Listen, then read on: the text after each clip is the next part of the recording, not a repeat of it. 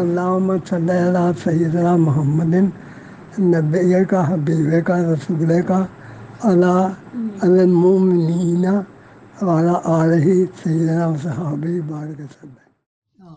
हाँ जी ਇੱਥੇ ਮੇਰੇ ਮੁਰਸ਼ਦ ਪਾਕ ਫਰਮਾਉਂਦੇ ਸੀ जी जी ਕਿ ਵਲੀ ਜਦੋਂ ਹੁੰਦਾ ਨਾ ਦੁਨੀਆ ਤੇ ਹਯਾਤ, अच्छा जी ਉਦੋਂ ਅੱਲਾ ਦੇ ਨਾਂ ਦੀ ਤੇ ਉਹਦੇ ਮਹਿਬੂਬ ਦੇ ਨਾਂ ਦੀ ਮਨਾਦੀ ਕਰਦਾ ਰਹਿੰਦਾ।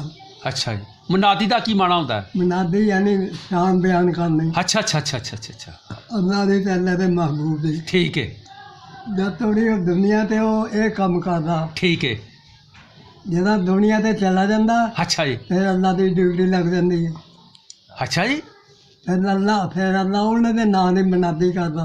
सुभान अल्लाह ਇੰਨੀ ਗੱਲ ਕਹੀ ਤੇ ਮੈਂ ਕਿਹਾ ਸਰਕਾਰ ਫਿਰ ਕਿਸ ਤਰ੍ਹਾਂ? हाँ ਕਹਿੰਦੇ ਜੀ ਹੁਣ ਦਾਤਾ ਕਹਿੰਦੇ ਬਖਸ਼ੇ ਲੋਕਾਂ ਨੂੰ ਘਰਾਂ ਚੋਂ ਬੁਲਾਉਣ ਜਾਂਦੇ ਨੇ, अच्छा ਅੱਲਾ ਮਨਾਦੀ ਕਰਦਾ, ਲੋਕੀ ਕਿੱਥੋਂ ਕਿੱਥੋਂ ਆਉਂਦੇ ਨੇ। सुभान अल्लाह वाकई ठीक है ਹਾਂਜੀ ਜੇ ਲੋਕਾਂ ਦੀਆਂ ਖਾਸ਼ਾਂ ਪੂਰੀਆਂ ਹੁੰਦੀਆਂ ਨੇ ਫਿਰ ਹਾਂ। ਆਹ ਜਿਹੜੀ ਸਹੀ ਨੀਅਤ ਲੈ ਕੇ ਆਉਂਦੇ ਨੇ